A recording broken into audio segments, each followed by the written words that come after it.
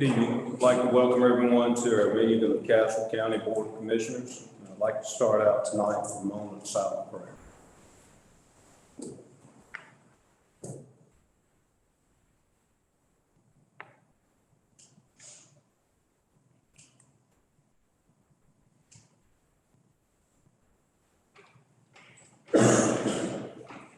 I'd like to have everyone join us in the pledge of allegiance. Pledge allegiance to the flag of the United States of America, and to the republic for which it stands, one nation, under God, indivisible, with liberty and justice for all.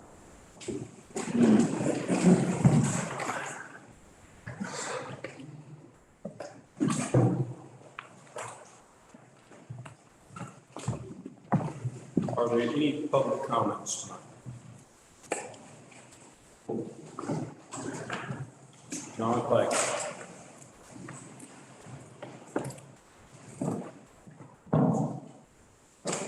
Good evening. My name is John Claggett. I reside at 108 J Lane, Providence, North Carolina. I'm requesting this public statement to be recorded verbatim. On October 3rd, 2022, the public, came before this board and inquired about the use of the county-wide code red alert system after Tropical Storm Ian. I, the public, again came before this board and inquired about the use of the county-wide code red alert system on November 7th, 2022, and asked 2 questions which were not answered by you or county staff. The silence was broken the afternoon of December 23rd, 2022. As you all know, if you took the time to read your email from the public. Code red alert on December 23rd, 2022, that the public received at 1:07 that afternoon was in reference to a predicted weather event that was already upon us. And I quote, "Due to extremely low temperatures and scattered power outages, warming stations will be opened at your local fire department on an as-needed basis. We currently have Leesburg and Samora fire departments staffing their stations. The decision on additional facilities or opening of shelters will be made at 4 o'clock. Gentlemen, hopefully you've been informed that the decision that was to happen at 4 o'clock never came to fruition. The next code red received was the next day at 10:51 a.m. stating that the Providence Volunteer Fire Department will have a warming station open until 4 o'clock. Guess what? The sun goes down and the temperatures drop not too long after that. I, the public, would imagine that those older homes needing upgraded doors and windows that were publicly discussed at the commissioners' meetings on November 21st and December 5th are still there. Gentlemen, maybe some of you can remember another predicted weather event in the fall of 2018 that left county residents flooded and without power. That was the event that Castle Emergency Management left bags of ice to melt in the Food Line parking lot when the town had power. Our emergency management is broken. We, the public, know that. Do you care enough to fix it? Integrity matters. Thank you. Are there any other public comments at this time? If not, we'll move on to recognitions. Are there any recognitions at this time? None being made. The next item is the approval of the agenda. And we do need to add an item to that. Number 13, acceptance of emergency service grants. We also need to have a closed session item for discussion of a personnel matter. Mr. Vice Chair, that's add the closed session for personnel, which is hereby acknowledged in CGS 143-318-11A6 to consider the qualifications, competence, performance, character, fitness, conditions of appointment, or conditions of initial employment of an individual public officer or employee or prospective public officer or employee. So moved. Got a motion and a second. Agenda is approved.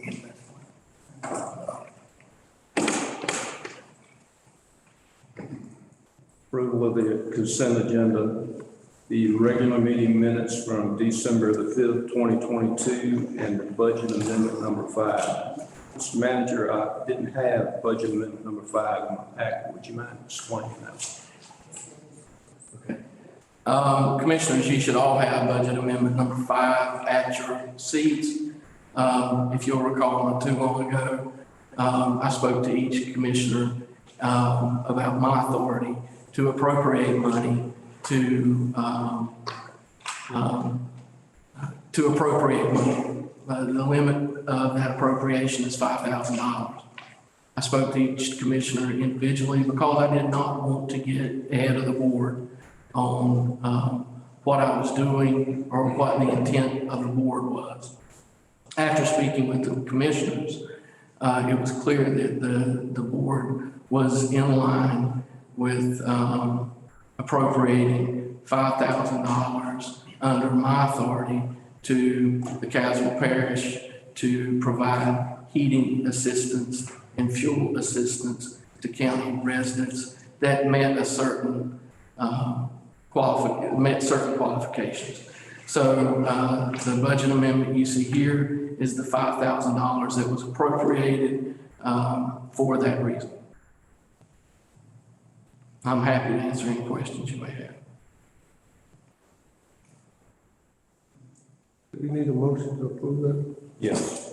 Well, I want to say before I make the motion, I thank the county manager for doing that. The social service got cut $65,540 for that particular item for heat and oil and other things for old people and people that are handicapped. And I would like to thank you for at least coming down to the board and doing that. I'll make a motion that we approve that. Thank you. Second. Have a motion and a second. So the item agenda is approved.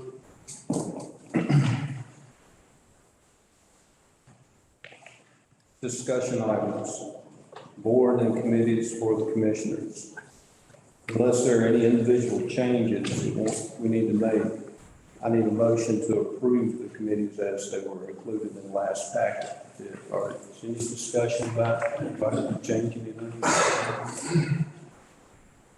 Commissioners, if you'll recall, there was some discussion of whether the appointment to the DSS board was for this board to make or for a different board to make. And as it turns out, this is the commissioner liaison, and it is appropriate for this board to reappoint or appoint. I think it was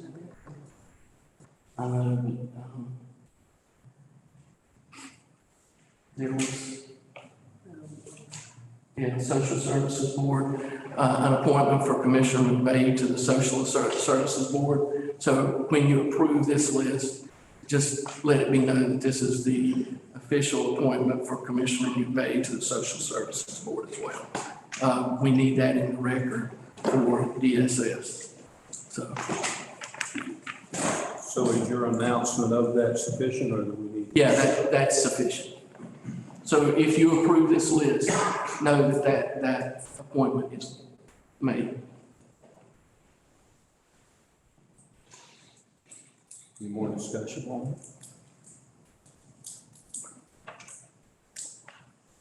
it? Move the committee assignments be approved. I'll second. Got a motion and a second, so that item is approved. Moving on to Commissioners' Planning Work Session.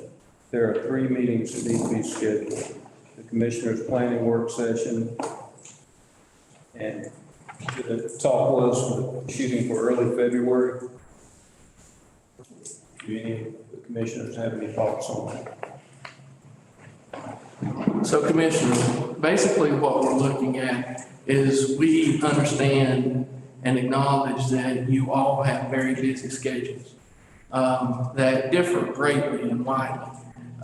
So what we want to try to do is develop a system where we can come up with meeting times that suit the entire board. I understand many of the board members do not want to meet early in the day, and evening meetings are better. So if the board could give us some guidance on what days work better than other days, what times work better for the board than other times, we can make some assumptions and run with this rather than having you guys go through your calendars tonight. But we do need some guidance. Yeah, you can remind this time, I'll make you, I know.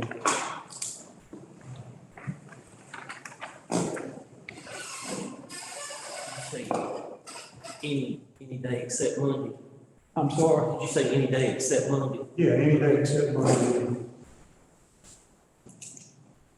What time are you looking at? When you say evening, what time are you looking at evening? So that's up I can for do, I can do any day, any evening after 3 o'clock, any evening after 3. any day. I don't have a preference with no time or date. I know I'll be out of town second week of February. Second week of February. After we meet on that, first Monday, which is the 6th, 7th. I know I'll be out of town after that for about a week. Okay. But other than that, I don't have anything scheduled. Okay. This is the commissioner's work session, planning work session. This one is where this board will set the priority, your priorities for the next year, 2 years, 3 years, 4 years. And you'll set those priorities in this meeting through a facilitated retreat. So I do think it's important that we have all commissioners at that work session. So we will make every effort to make sure that it's not that second meeting. I have a question about the second item, work session to discuss salaries. There's a note here about it being discussed in closed session briefly. If I remember correctly, and correct me if I'm wrong, we are precluded from discussing salary issues in a closed session. No, this is a little bit different. This is a little bit different.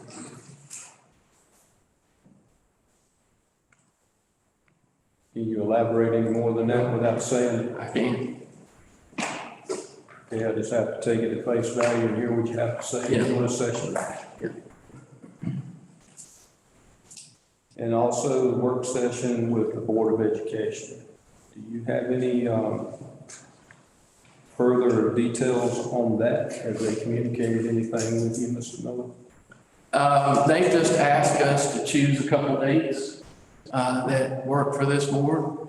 I know times that are not going to align. They usually like to meet earlier in the day, following one of their meetings, or what used to be following one of our morning meetings.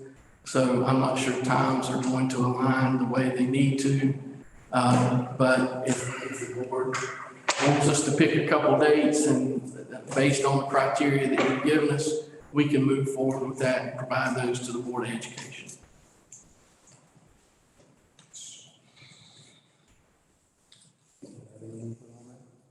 It's fine, evening time, walk to the meeting. Mr. Miller, do you need anything else from us on this item number 8?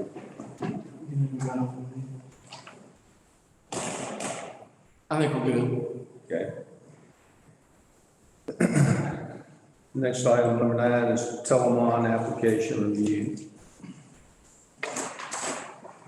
Carter, please, y'all have, pardon me, glass, bring. And commissioners, while they're making their way to the podium, I'll inform the board that Telemon is here to present their grant application to the county. This is done on a yearly basis. No vote is needed for this. Part of the grant requirement is that they present their grant application to each governing board. So they're here tonight with us to present that grant application to us, just like they would in the surrounding counties. Okay. So we just want to start off with a brief introduction. I'm Latoria Carter, I'm Program Manager. Christopher T, Career Advisor. And I'm Jody Springer, Career Advisor. And Jody will talk a little bit about our program, what we do.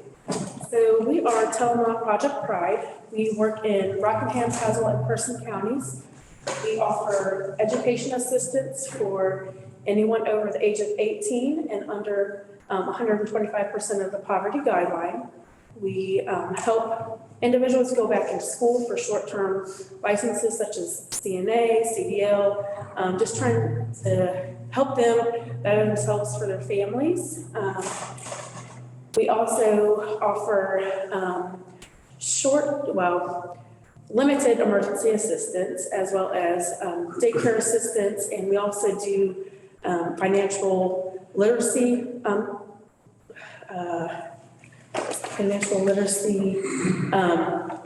programs for them to go through. So it's not like a revolving door. It's kind of, we help them and we help them go into school, get jobs, and they continue on in that process.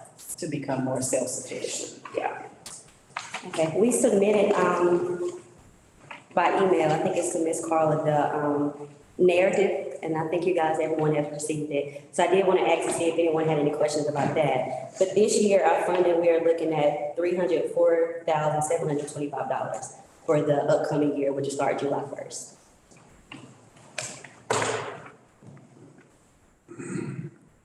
Mr. Vice Chair, if I may.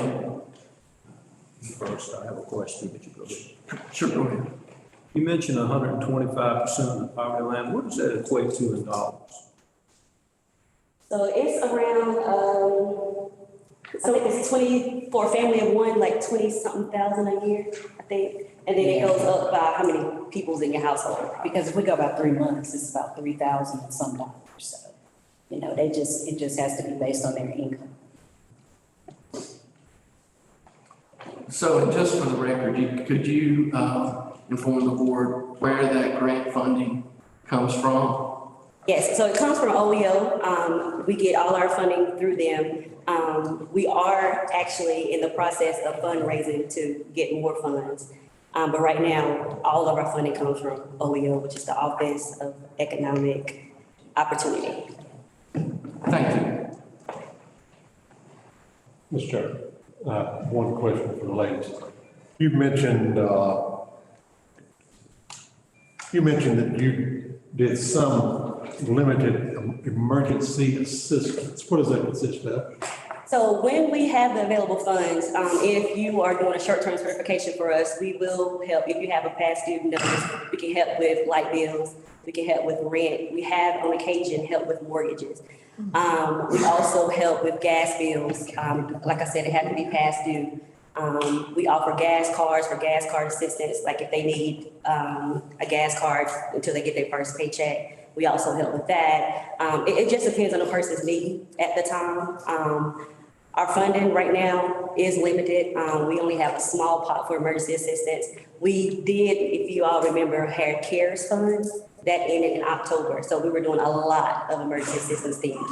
So it has definitely been cut tremendously. But when we have funds available, we do help with emergency assistance. Thank you.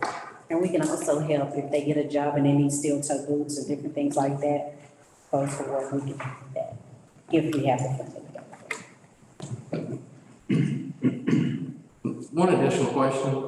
On average, in Catholic County, how many of our residents do you serve? So I don't have those numbers, and I was looking them up earlier and got distracted, but Caswell is, of course, our smallest county. We do Caswell, Person, and Rockingham County. So it's kind of split up in percentages, 61% Rockingham County, 23% Person County, and 16% Caswell County. We don't get a lot of referrals for Caswell County. Most of the referrals that we do have, we get from the community college. And that's if they're doing any short-term training or something like that, maybe a CNA, we may get a referral here and there. DSS also in contact with them, if they have a referral for light bill or something like that, we get a referral. We brought our cars tonight. That is something that we want to get up is our numbers in Caswell County. We want to make sure we're spending all our funds equally through all 3 counties. Not equally, but where it's needed in all 3 counties. So we have begun to concentrate more on Caswell and Person County. Of course, Rockingham is the biggest county. We get referrals daily. But as far as Caswell, it may be one every couple of weeks. When you capture that data, can you provide that to the clerk to the board so she can disseminate that to the board of commissioners? And you're asking for like the numbers that we serve in Caswell and Person? That you serve within the county. Okay, yeah, sure. On So average. you want from like, on average, okay. Yeah, on average per year. Thank you.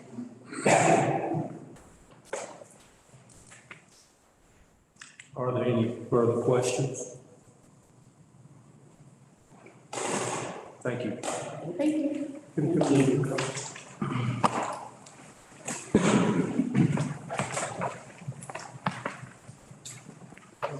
The next item up is the action items, approval of the rules and procedures. Chairman Hall was unable to be here tonight, and I know that he had strong opinions on this. We may want to put this off until he is available to talk about it.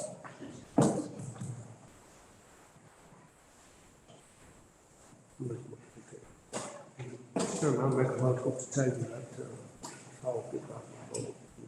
Have a motion, I have a second. Okay, that item will be tabled for the next meeting. Sure, back up just a second. Yes, sir. I was under the impression, Mr. Miller, that we approved this at our last meeting. Do we not? Because I had a question, about some item, and I don't even see it there. I get a question about autonomy. Yeah, I did, but I thought I saw it in here. Maybe I'm mistaken, but I could have sworn that we talked about this at our last meeting, rules and procedures. Well, I'm sure we spoke about it at the last meeting. I'm just not, was it approved? Okay. Okay, it does seem like you're right, and it was approved at the last meeting. So no action needs to be taken. Good enough.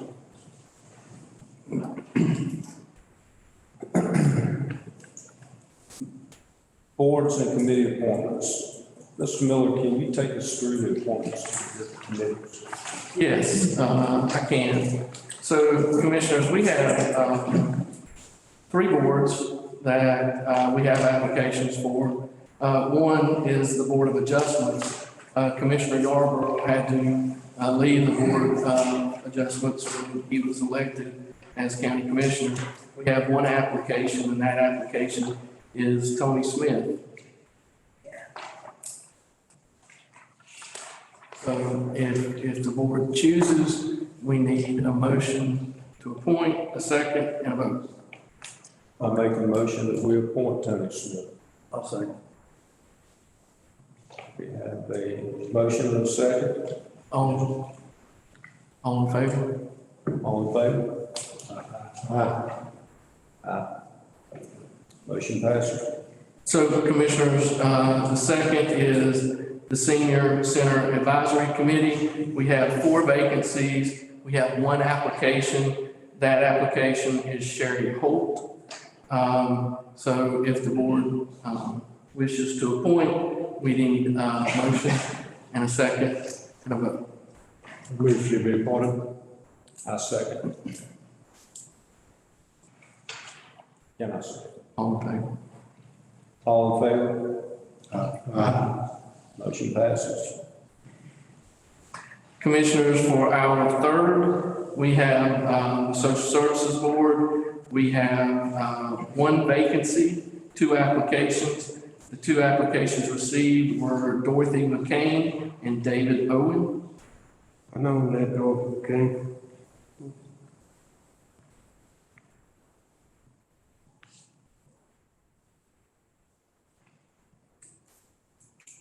So you have one nomination on the board.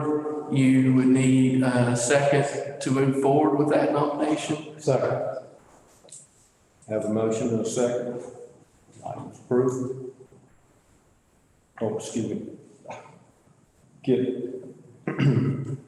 Have a motion and a second. All that in favor?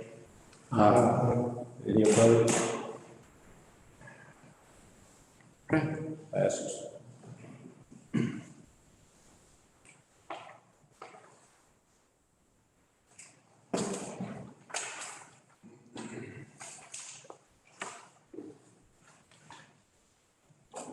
So Commissioners, next on the agenda is the resolution for support of North Carolina 86. Before we move forward with the resolution, I'll ask Commissioner Rose to give us an update on the meeting held at PTRC concerning the project swap for Kings Mountain Highway that was held a week or so ago. Thank you, Mr. Moore. Mr. Moore said there was a meeting held on December the 21st, myself and Mr. Moore went to this meeting. Did find out in the meeting that there was some issues going on with the Kings Highway project. And apparently there was some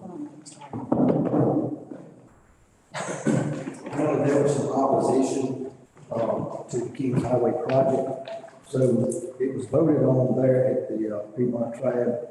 We were planning organization to transfer money from the Kings Highway project over to CAS to the Highway 86 project. It was 14.7 million that they transferred over to Highway 86. Basically, the scope of this project, they're looking at constructing passing lanes, shoulder improvements in various locations, turning lane, from Park Springs Road down to the solid waste convenience center site there, 86 convenience mark. We did have some questions as far as when this would, project would look at getting started and completion.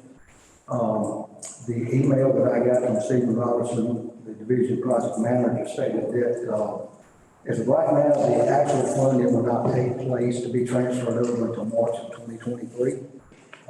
Once that takes place, project timeline will be after that. And hopefully by the summer of 2023, he'll have a new schedule regarding the next phase of the project. This is not going to cost CASA anything. I also, at the meeting, was able to find out that the bridge on Highway 86 there below the 86 Convenience Mart is scheduled to, it looks like it's set to start on the 17th of this month. They're actually replacing the bridge. They're going to put a temporary bridge in, and then they will construct a new bridge. So that's basically what we have as of right now concerning the transfer of money over.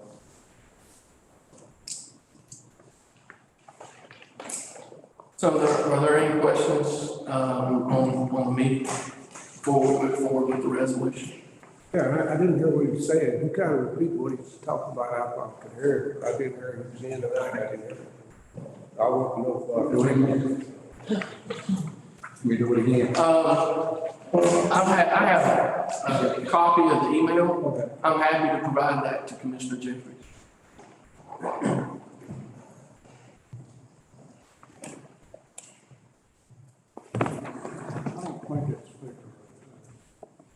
Ashley, can you pass? That's on. That is what he.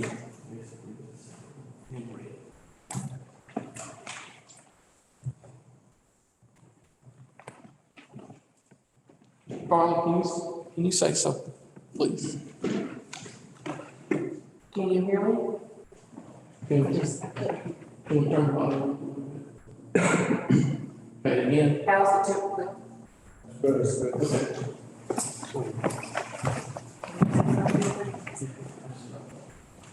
You want me to email?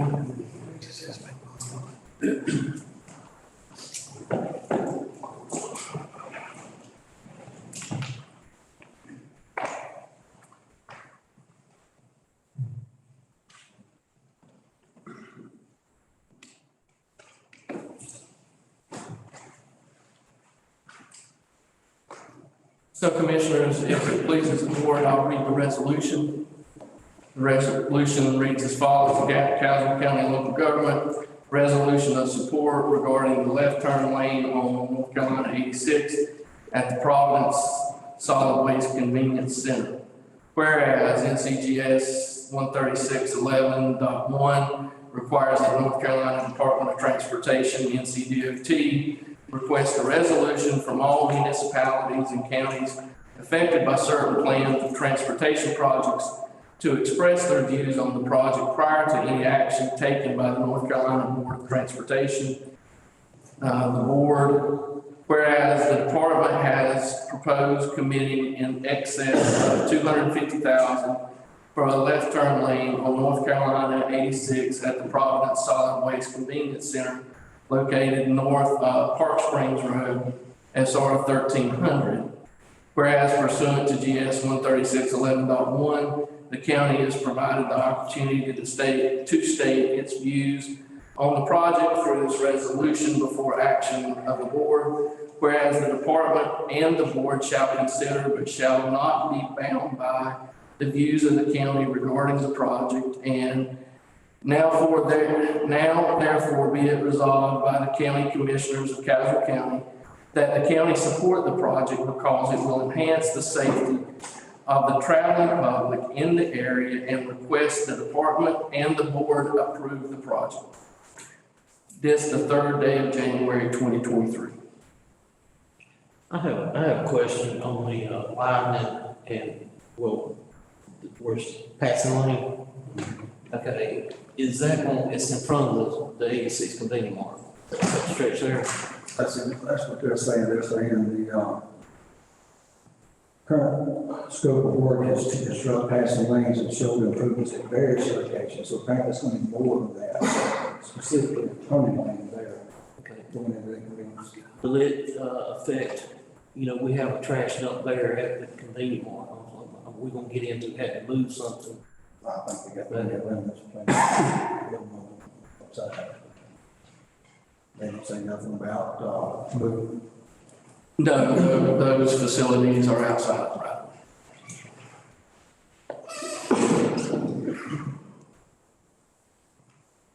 If there are no other questions, item on the agenda is resolution of support for the NC Highway 86 improvement.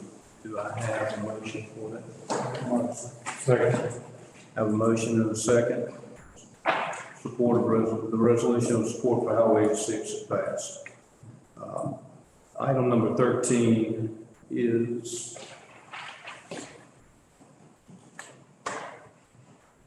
acceptance of the emergency services grants.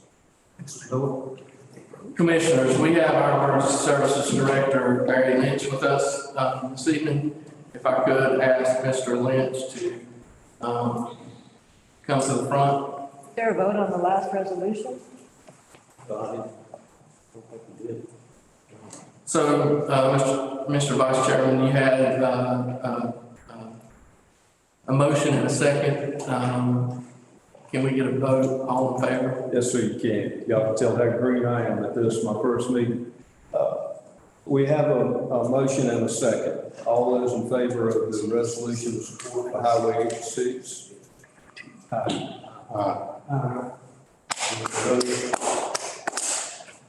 Unanimous passage.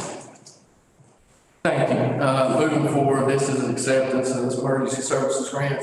Commissioners, we're fortunate tonight. We've received 2 grants, one from the state and one from the Community Foundation.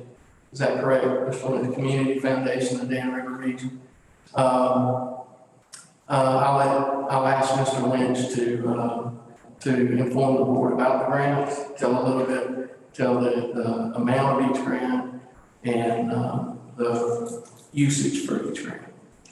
The first grant is actually, excuse me, is the the Building Capabilities Grant is $3 million a year through North Carolina Emergency Management that you could apply for to build capabilities in emergency management. We received $213,000, $213,245, I think is the number that we received last year. The key to that is when you're awarded that, you have 12 months to finish the project. The project that I presented for the grant is to build a standalone emergency operations center. Currently, if we had to open an emergency operations center, I have to gather stuff up, take it to 911, and use their training room at 911. With this money, we're looking at remodeling where building inspection was beside Board of Elections in the post office, with view projectors, tables, administrative offices for EMS, and it will be everything there. If we have to open an emergency operations center, I can do it immediately versus taking me a couple hours to do that. It's 100% there's no money matched from the county. The second one is a grant through the Community Foundation, and that grant is to purchase body armor to put on the ambulances.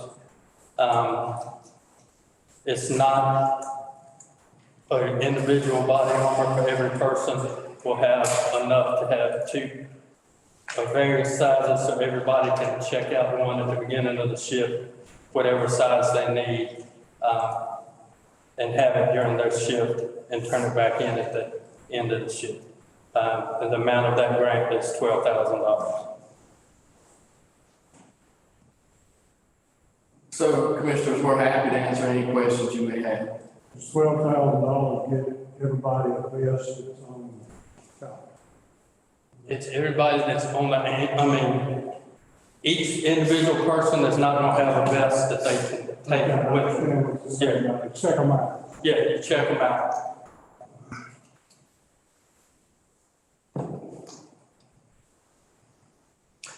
Commissioners, I'll just add to that. There's also programs through the NCACC that provide body armor that I encourage, especially for EMS providers. And I've encouraged EMS to work with the NCACC to provide, I think they can receive 2 to 3 sets of body armor per year. So I've encouraged EMS to do that. And I hope that their shift supervisors will move forward with working with the NCACC to do that. Have a motion. We have a motion and a second. All those in favor? Aye. Opposed? Commissioner, just for clarity, that was approving both grants, correct? Yes. Okay. Thank you. Thank you, John.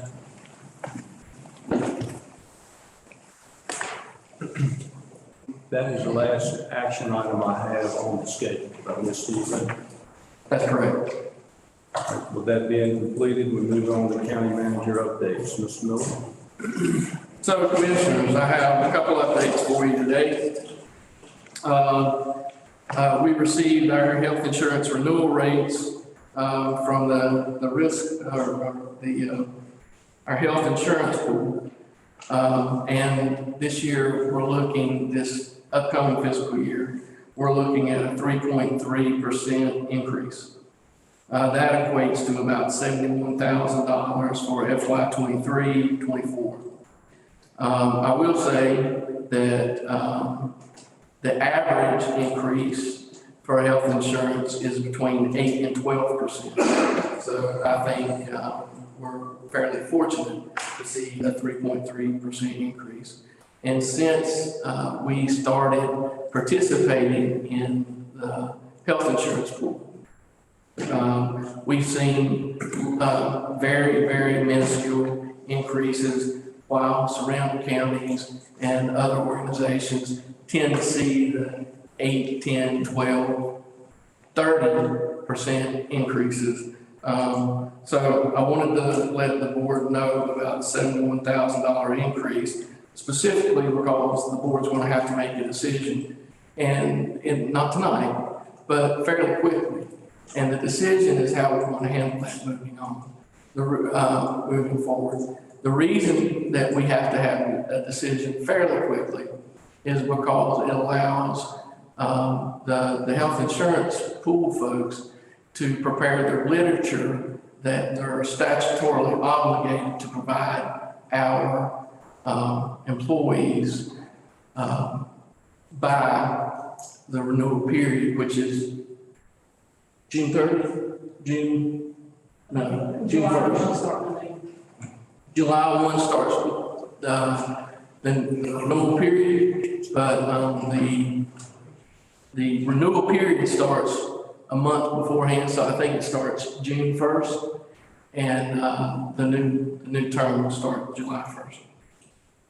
So we're going to need to know that so they can put together their information for our employees. Currently, as some of you on the board may know, for insurance, our county employees pay $15 a month.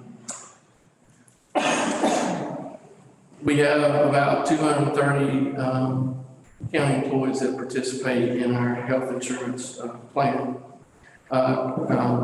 Whether the county decides to pick up the additional cost or have the employees pick up the additional cost, or put together some kind of hybrid plan, is what we're going to need a decision from the board on.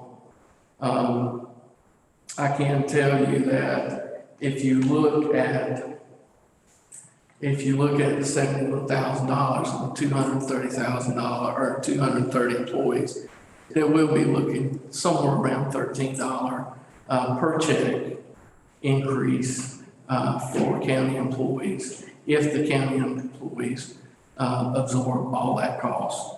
Now that's 26 and 15, so that would move the employee cost to $41 per month.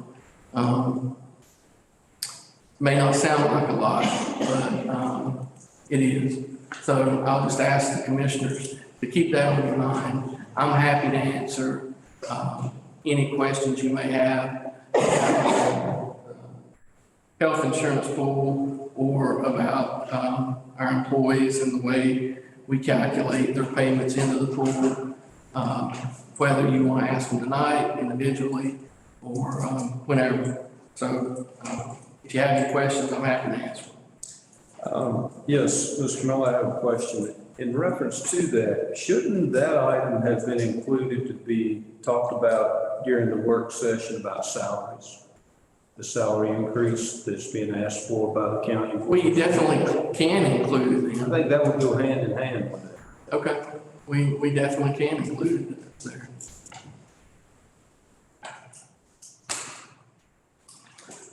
Any other questions? So I also want to give the board the most recent update I have on the 2020-2021 financial audit. As you know, the audit has yet to be prepared due to the software conversion that took place in 2020, which left us with incomplete data and unreliable ending balances. The Isley team has assisted the finance department in correcting those problems, as well as re-entering and organizing all financial transactions. They have relayed to us their intention to be complete with their work on this phase by January 30th, 2023. So good news. End of this month, we think the Isley team will be finished recompiling that year's financial data. After that phase is complete, our financial statements will need to be prepared and submitted to the auditing firm. After that, the auditors can complete the audit. So theoretically, if all goes according to schedule now, and the auditors can continue when presented with the financial statements, and I spoke to our auditors today, he said he needed to check with some staff and he would get back with me as soon as he could. I didn't hear back from him today. But theoretically, we may be able to submit our audit by mid-April. I'll keep the board informed and updated on the progress moving forward, but I really want to reiterate that to date, there have been no findings of malice or ill intent. There's no missing funds. There's no fraud has been detected. This really is simply a product of the conversion from the legacy accounting system to the new system, as we've reported multiple times. And the board, maybe not this board, but the board has heard from the accountants we're working with in the past. Are there any questions? Yes, sir. When this goes to the audit firm, is this going to be the same audit firm we've been using? Well, we had a 3-year contract with that audit firm. This would be the 3rd year of that commitment.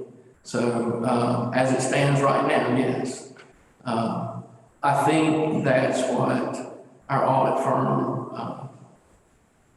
the representative that I spoke with today, I think that's what he wanted to speak with the rest of his team about, is if they're going to have manpower to complete the audit at this stage of the game. This is being January, February timeframe. For the most part, they do some full-time governmental auditing, but for the most part, they're tax auditors, tax accountants, so they're getting ready to move into tax season. I think what they're wanting to make sure of is that they have the manpower to move forward. Rest assured, if they don't or if they can't, we have spoken with other firms that are willing to move forward with us and complete the audit. Their contracts up this coming year. That, in the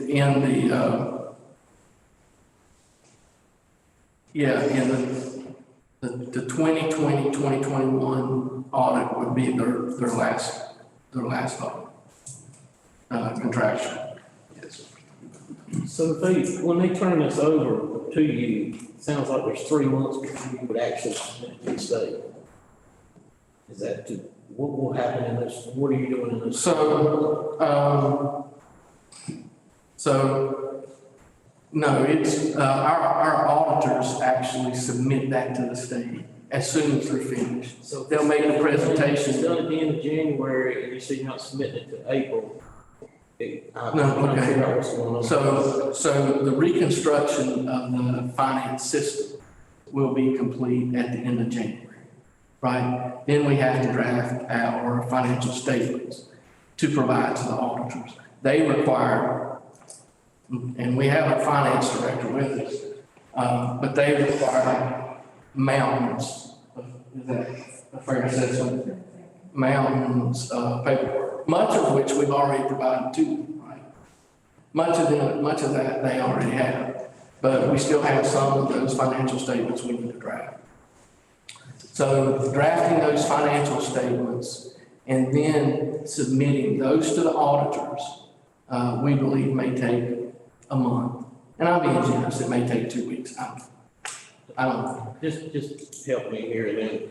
When you say the reconstruction would be done at the end of this month, so that would be the back audit what we haven't. No. The reconstruction, okay. So let me start from the beginning and lay this out. When we went through the software conversion,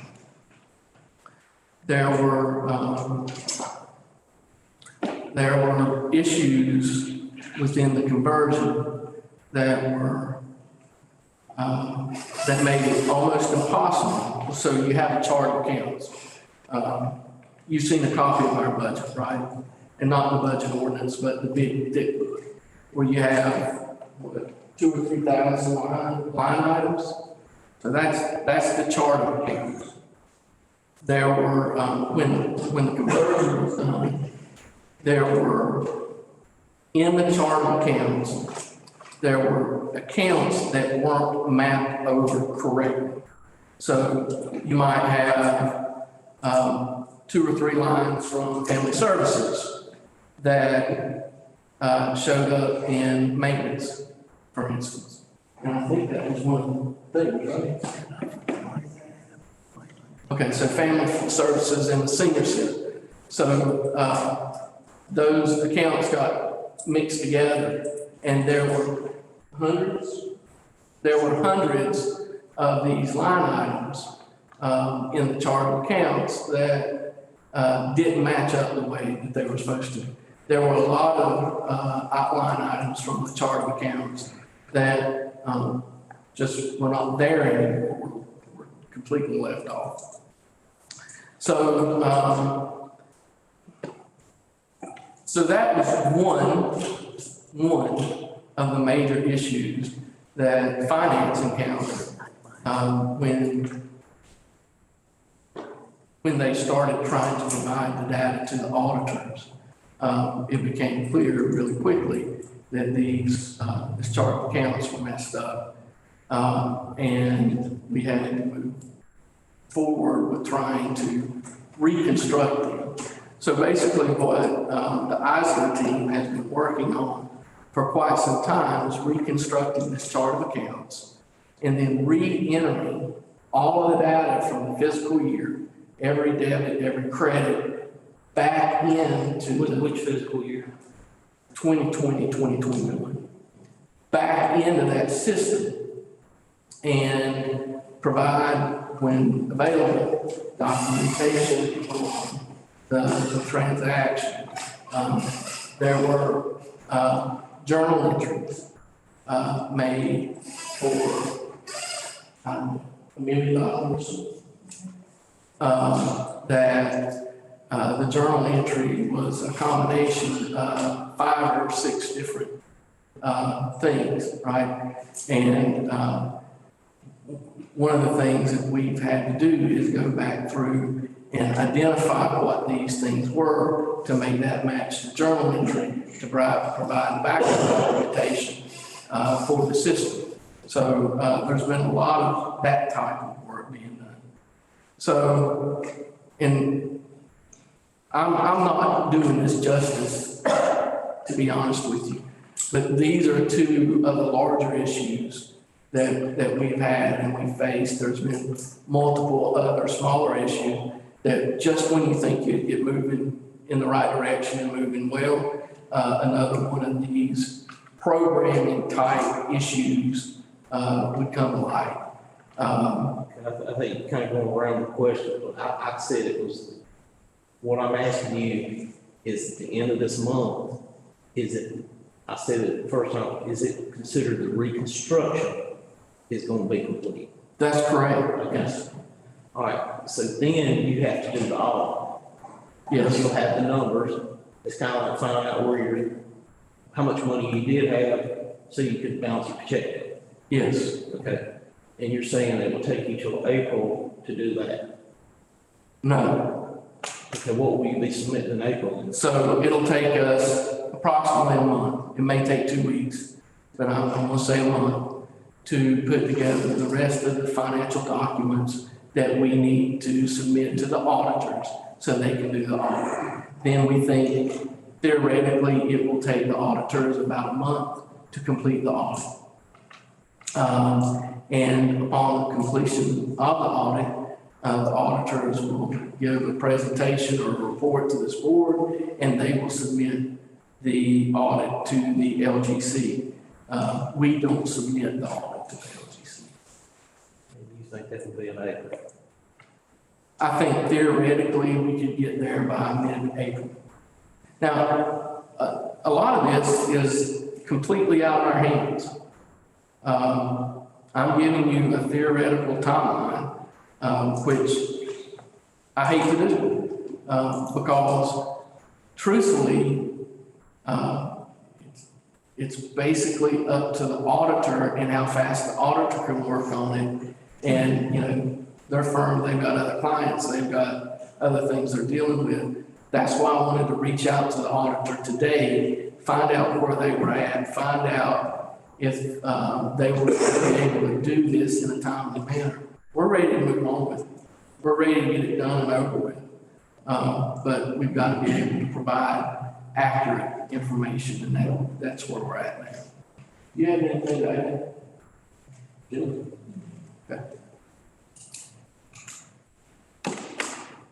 Mr. Miller, will we have this information before we start the budget process? Well, you said that you wanted to start the budget process early. As we can. So, we may or we may not. Theoretically, if you wanted to start the budget process early, I would say no. I would say you will have it before you vote on the budget, yes.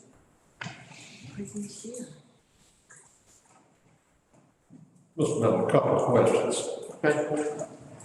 You're talking 2021, correct? For this particular audit. Fiscal year 2021, yes. Okay. When that audit, let's just say we get a clean bill of health, auditors present to the state, everything's level. Then we've got to go through the 21, 22, am I correct? That's correct. And we're working on the 22, 23 budget. What we're in now. Yes, that's correct. What's the timeline? Just say we get this 2021 done.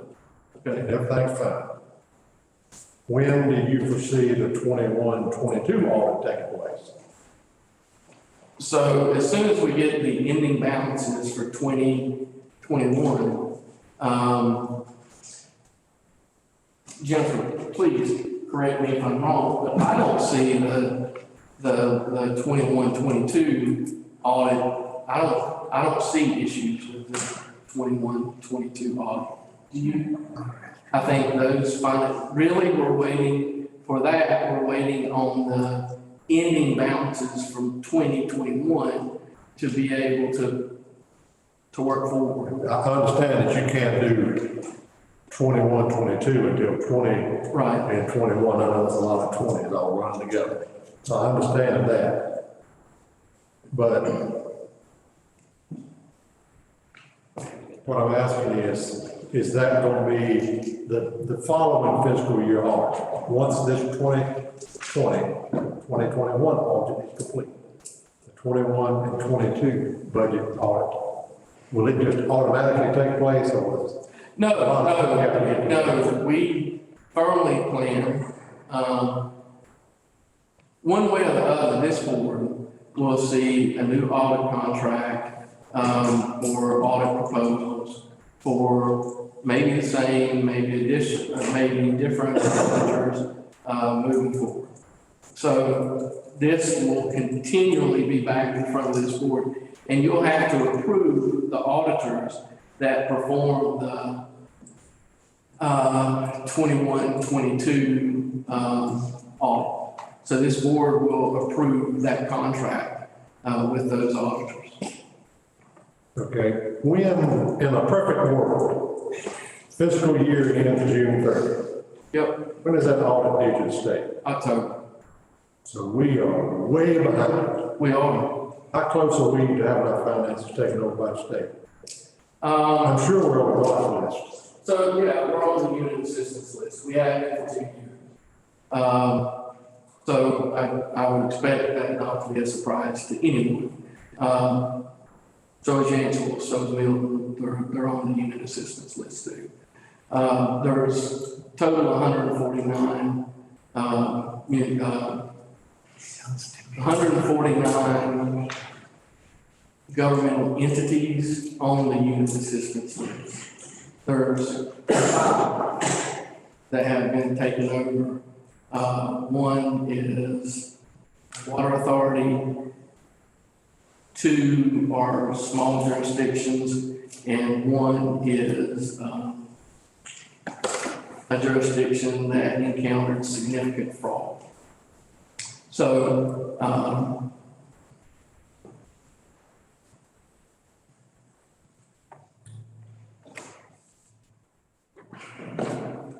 so there, more than half of the jurisdictions that are on the unit assistance list have been on the unit assistance list for 3 or more years. We have been on the unit assistance list for 2 years. So I don't want to get out ahead of myself and say that I don't think we're close. But majority of those are municipalities, correct? Yes, we definitely need to move forward. And the majority of those are municipalities. Yes, you're correct. So we're currently working with the LGC's unit assistance list.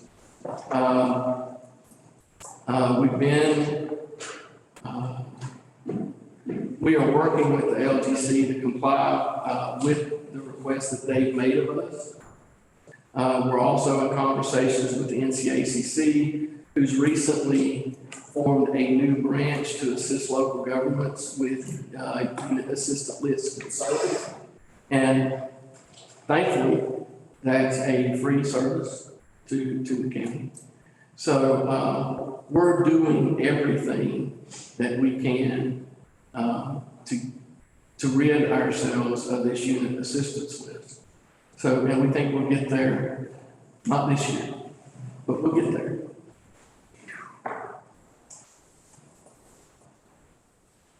Thank you.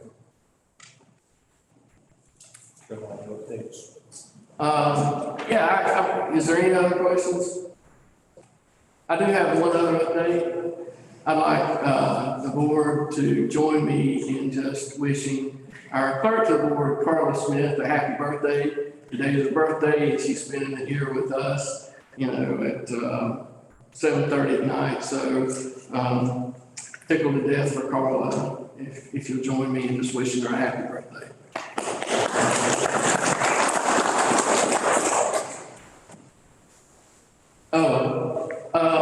Yeah. So one more thing.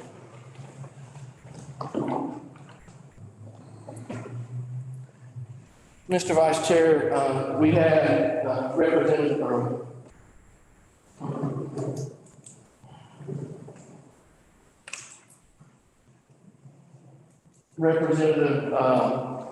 Ted Budd to his liaison, Sam Shoemate, to come by. And he presented us with this picture and this copy of, let me get back to the mic.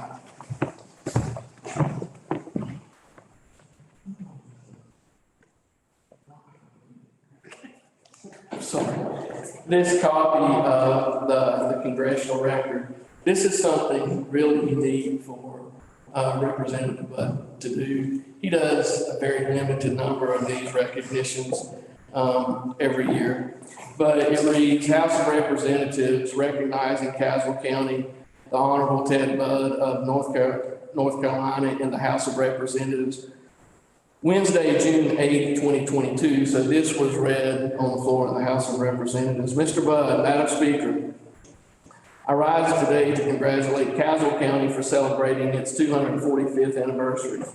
Caswell County has a rich history and a celebration of the county.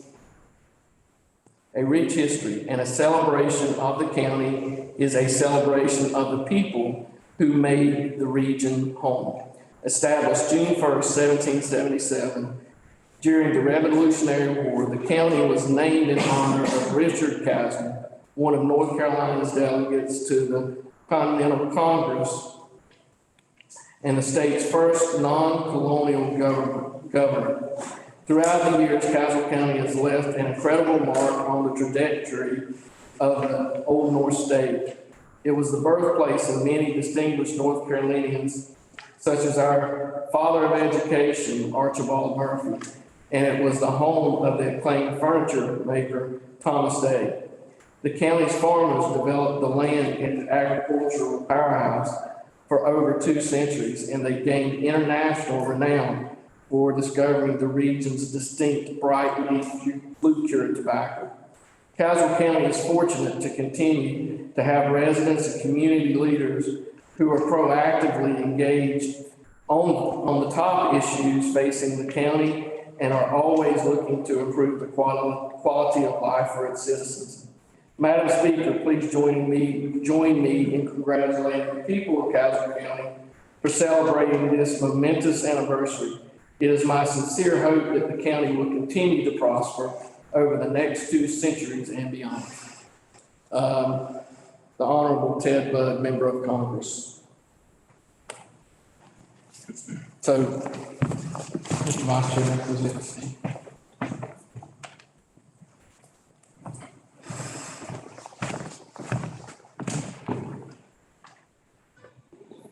Thank you for the presentation, Mr. Miller. And that's all I have. All right, moving on to commissioner comments, Mr. Jeffers. Yeah, I have one for the county manager, and I'm reading in my iPad about that $1.5 million that the federal come for that. I think the small county gonna get like 15 million. Did you see that in the iPad? I read it somewhere. I'm sorry, the 1.5 million for what? $1.5 million that the federal is gonna put out to the state of North Carolina, and 15 million to be presented to the small county. I don't know where you got the application happening by February 28th. Are you aware, Carla? I'm not necessarily aware of what you're speaking of, but I'm happy to look into it.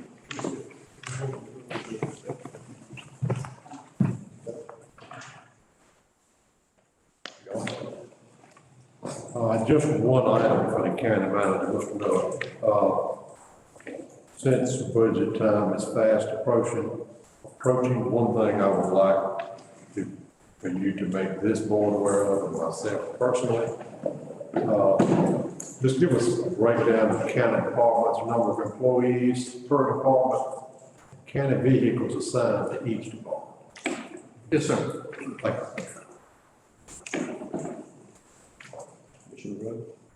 Yes, Mr. Vice Chair. One thing I want to bring up, I'll bring it up to the board. I don't know if you can bring it to county manager or not.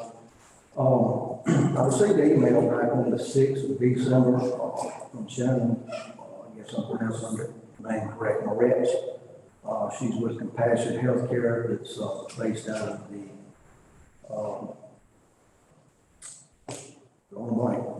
up here,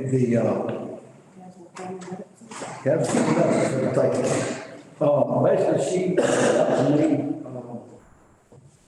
apparently back in September, there was a meeting that took place between Piedmont Community College.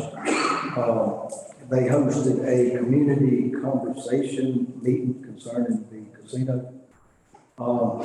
During this meeting, it was found out that they were doing, apparently the Danville Regional Foundation had paid for some negative impact studies for Danville and Pennsylvania County.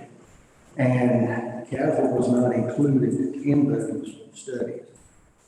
Basically what it is, the casino is looking at giving a portion of their profits back to the counties because of the negative impact a casino will bring. Apparently there was a conversation that took place between Mr. Stephen Gould, G-O-U-L-D, may not be pronouncing that correct or not. When he was asked about this, he said that nobody from Caswell had reached out to him concerning the casino was willing to consider it including Caswell. But he made very clear that Caswell would have to reach out to them. I just felt like that this should be something we should look at. I mean, we're right across the line. All the traffic is going to be coming up and down 86 into the casino. I don't know if Danville Regional Foundation, if there's a way to piggyback us onto the initial impact studies that were done, or if there would have to be another one done specifically for Caswell. We do a lot with the Regional Foundation. I just don't think I think it's worth looking into. I mean, worst case scenario, cases, they say no, we can't help you. that's all we've lost. But, you know, I think we all gonna face some negative from the same. We'll bring it up before the board and let the board know about it. We need to make a motion for that to be checked into. No. So Commissioners, what I'll tell you is that we're already working with school government and Piedmont Electric to have one of these impact studies created for us. The fact is, we don't know what we don't know. You know, the casino has a lot of negative connotations and a lot of negative reactions, but it also has a lot of positive and positive upsides too.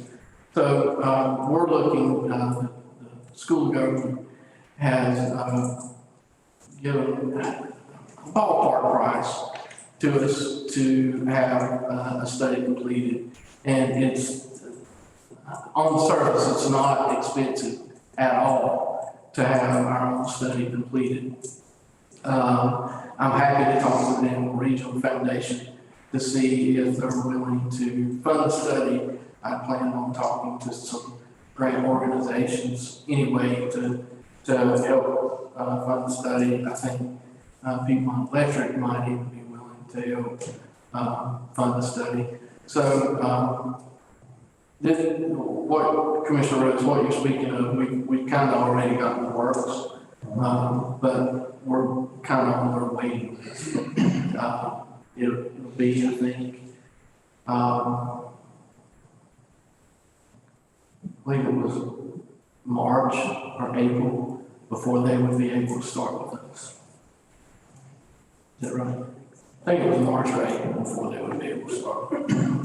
Ron, it might be able to talk to somebody from the Regional Foundation. Yes. From what I gathered, they did those two studies and then, I mean, they did them. Yeah, no, that's great. A little bit of cost of them, and, you know, the casino apparently is giving back some of their proceeds and profit to Danville and to Pennsylvania. You know, it'd be nice, I mean, if we didn't get, throwing the number out, say we got $50,000, so that's $50,000 more than we had. So Yeah. I think it's worth checking into. We're happy to do that. Commissioner Holt? No. Well, I have one comment I'd like to make. In reference to the take-home vehicles, I also would like to have added to that feedback which employees are taking these vehicles home as take-home vehicles and what the justification for each person is. Okay. We have no more comments. We'll move on to announcements and upcoming events. Ms. Smith, would you go first? Okay, the announcement from upcoming events. January 16th, 2023 is Martin Luther King's Day observed, so the county office will be closed that day, and our next commissioners meeting will be January 17th at 6:30 p.m.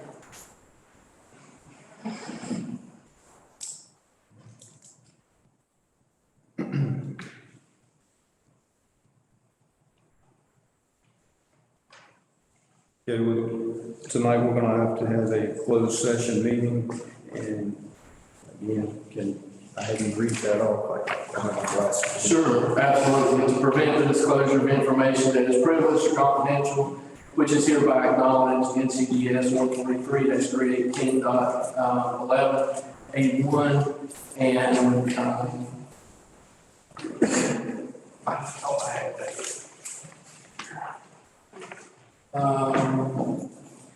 To consider the qualifications, confidence, performance, character, fitness, conditions of employment, or conditions of initial employment as an individual public officer or employee or prospective public officer or employee, NCGS 143-318.11A6.